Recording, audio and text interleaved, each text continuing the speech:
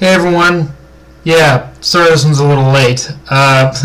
Okay, so I'm gonna start this review with just a little bit of a nitpick, but honestly, I'm kind of hoping within the next two episodes we end up getting a new opening, because while I don't hate the one we currently have, it is getting a little bit jarring to be greeted to visuals from the Drac and Joe arc when we're already long past that arc.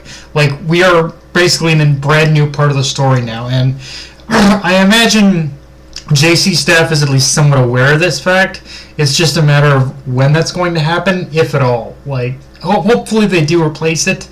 Hopefully they do replace this opening within the next couple episodes. But yeah, let's kind of get a new opening going, shall we?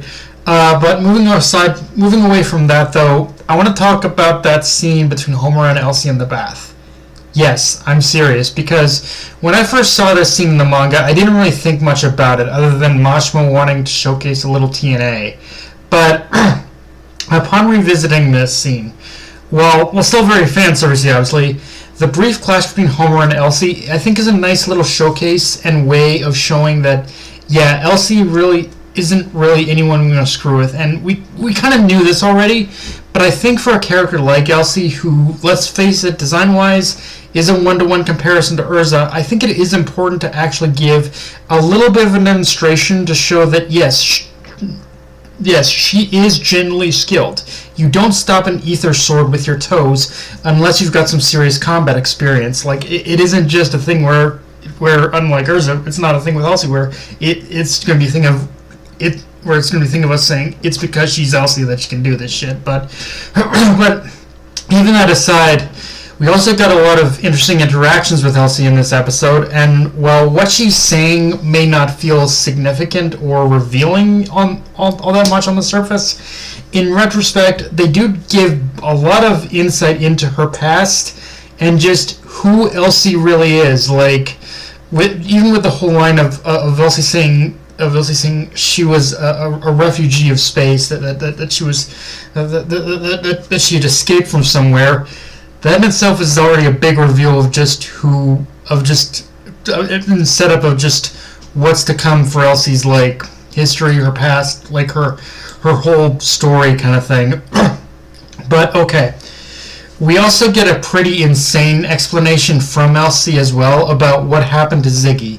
That when she went back to Granville after the encounter with Shiki, she sensed a dark and evil presence within Ziggy's corpse at the time, and that whatever Ziggy is now is something entirely different. Like, the Ziggy we know isn't even Ziggy anymore. He's basically been possessed. And honestly, I had completely forgotten about this little exchange, because again, I was too busy theory crafting about everything else at the time. But even looking back on this one little bit, on this one little moment, one little bit of dialogue, it does do a lot to set the stage for what is, quite frankly, the most bonkers twist Mashima's ever cooked up in any of his stories. Like, I'm serious. When it comes to the reveal of what's happened to Ziggy, and where Mashima takes this thread, like, it's gonna make you wonder if the man was coked out of his mind when he came up with this idea. Like, and when he finally does, like, make, like, blow the top open and make the reveal of what happened to Ziggy, like, it's one of those things where you're like, okay, was Mashima on drugs when he did this? Because that's kind of my kind of initial thought too.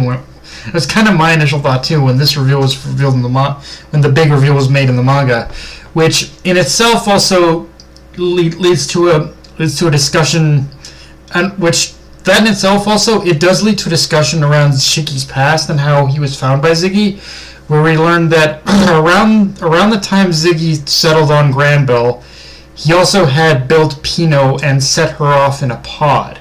So it's really setting things up where it does feel like Ziggy knew this would happen to him, and he set all those things into motion so he could be saved from himself, which also means Pino is very much the key to all of this. Whether it's whatever is going on with Ziggy right now, she is the one who can help him the most. Now, how that's possible is something I'm forced to shut my mouth about, because anything more I say about this would be considered a spoiler for my anime-only viewers. But it is one of those things where like, everything beyond this point is just absolute bonkers nuts. Like Mashima goes hard on every single moment with this, with just these with these little tiny threads of story that he's setting up here, and.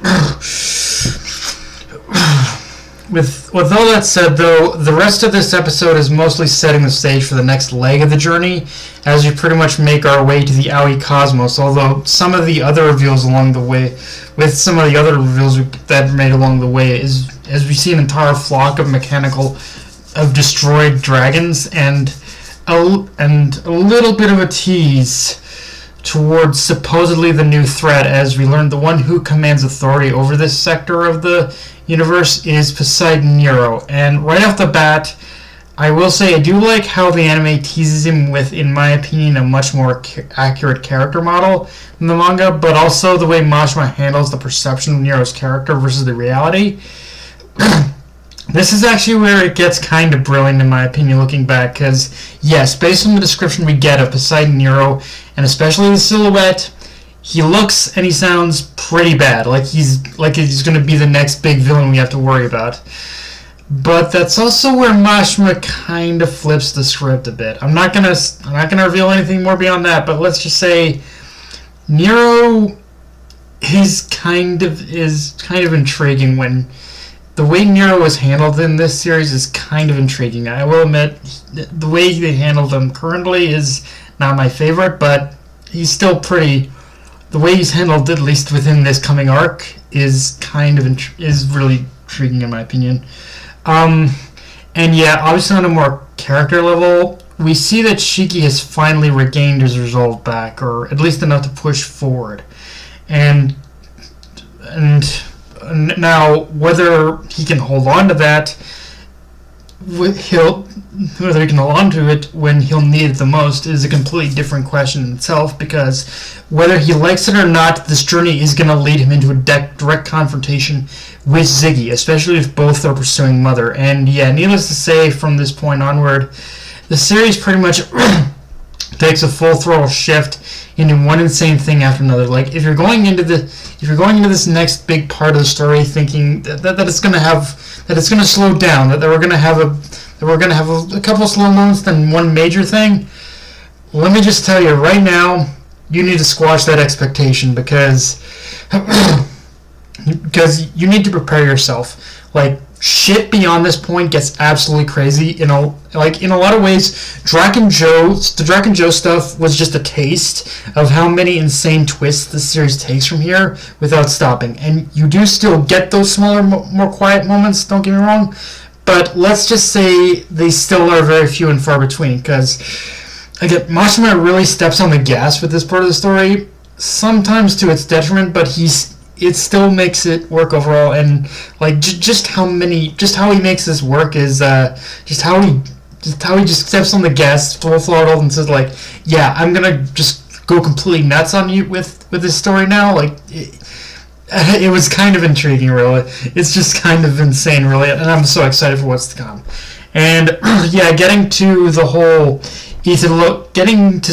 Etherlink moment animated, everyone using their ether gear powers as ammo to fight off the dragons, that show is pretty damn epic. The only thing I will never fault Mashima for, however much the end result may not always work, is still how he builds hype for a moment. That's the one thing I will always give him credit for. But yeah, guys, that's all I got for this review. If you enjoyed the video, like, comment, subscribe. From on Twitter and with Crunchyroll. Be sure to notification bell, hit the subscribe button, and just share the video. And guys, Dark Knight Vinay signing off. Later, everyone.